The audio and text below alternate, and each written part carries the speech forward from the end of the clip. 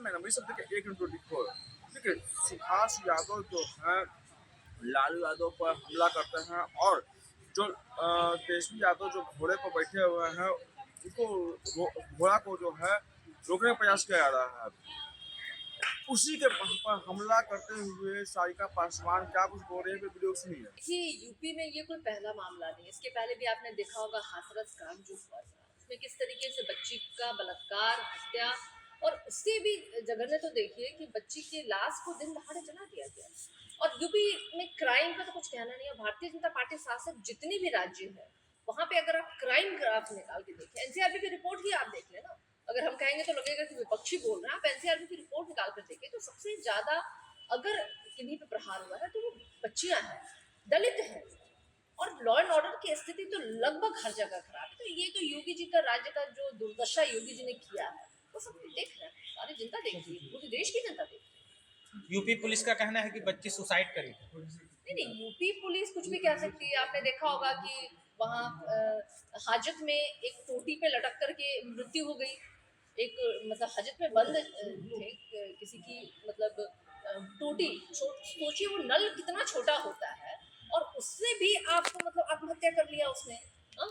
तो UP police है ना वो अभी अंडर प्रेशर करके चल रही है। सरकार जो कहेगी भाई यूपी पुलिस कह रही है और ऐसी चीजों को भी वो जायज ठहरा दे रही है कि हाँ भाई ऐसे भी हत्या हो सकती है, ऐसे भी मृत्यु हो सकती है, मृत्यु को आत्महत्या करार दे रहे हैं। तो ये अपने फेलियर को छुपाने के लिए यूपी पुलिस इस तरह के बयान दे रही है।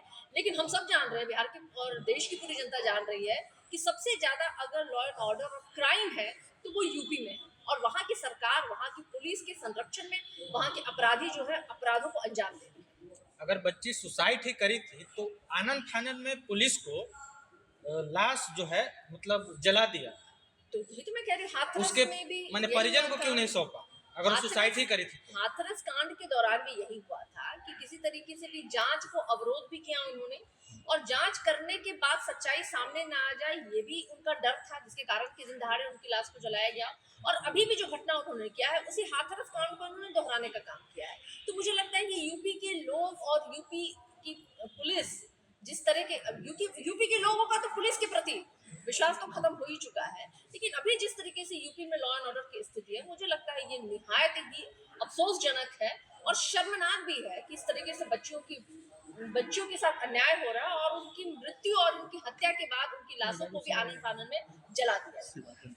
कुशवाहा समाज की वो बच्ची थी, बड़े बड़े कुशवाहा समाज के नेता हैं, हालांकि अभी बिहार में मंत्री भी बन बैठे हैं। उन लोगों का दावा था कि कोई भी कुशवाहा समाज पे अगर एक खरोच भी आता है तो उसको ये कर देंगे, लेकिन इसके बाद तो कोई संज्ञान भी लेने को तैयार नहीं है। बिहार के डिप्टी सीएम सम्राट चौधरी भी उसी समाज से आते हैं, कहाँ चले गए?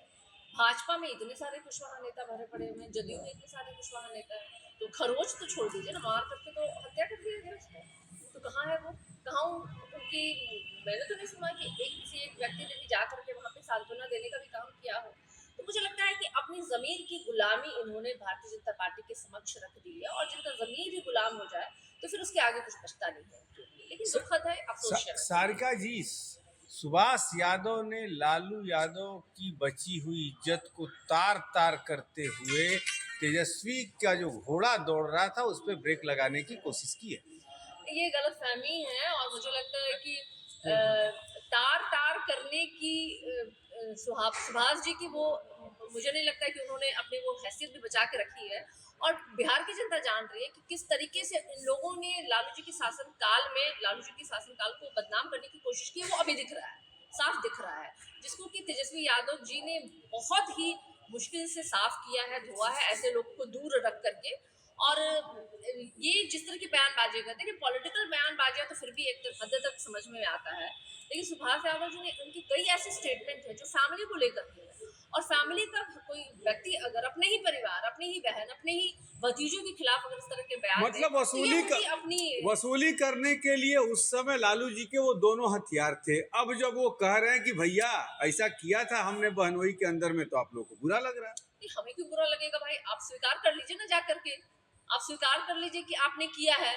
लेकिन आप जिस तरीके से बदनाम करने की कोशिश कर रही है, उनके करने से बदनाम यहाँ होने वाले नहीं है। बिहार की जनता जान रही है कि लालू जी सामाजिक न्याय के पुरोधा रहे और उन्होंने जो किया है वो आज आपको हर जगह देखने को मिल जाएगा। तो मुझे नहीं लगता कि साधु यादव जैसे लोग जो है ना वो एक तिनके के समान है। वो उनके कभी भी लालू जी के ना ऊपर वो कोई टिप्पा टिप्पणी करने योग्य हैं, और तेजस्वी जी के घोड़े को तो कभी वो रोक ही नहीं सकते हैं, क्योंकि तेजस्वी जी ने जो विकास का घोड़ा दौड़ाया है, मुझे नहीं लगता है कि किसी और में वो हिम्मत है कि वो रोक सके। सरकार जी, ये आपके जो है पशुपति पारस जी, वो लालू प्रसाद यादव का बचाव किए हैं और उन्होंने कहा है कि चिराग के पास पार्टी में उनके बेटे हैं, विधानसभा चुनाव नजदीक है, टिकट चाहिए, इसलिए बीजेपी स्क्रिप्ट लिख कर दे दी है, उस स्क्रिप्ट को पढ़ा जा रहा है। देखिए, उन्होंने एक सच्ची बात तो जरूर कही है इस बात को कि सुभाष यादव के बेटे जो हैं वो चिराग जी की पार्टी में, लोक जनशक्ति पार्टी आर में वो उन्होंने ज्वाइन किया है, और सुभाष यादव जी की इच्छा है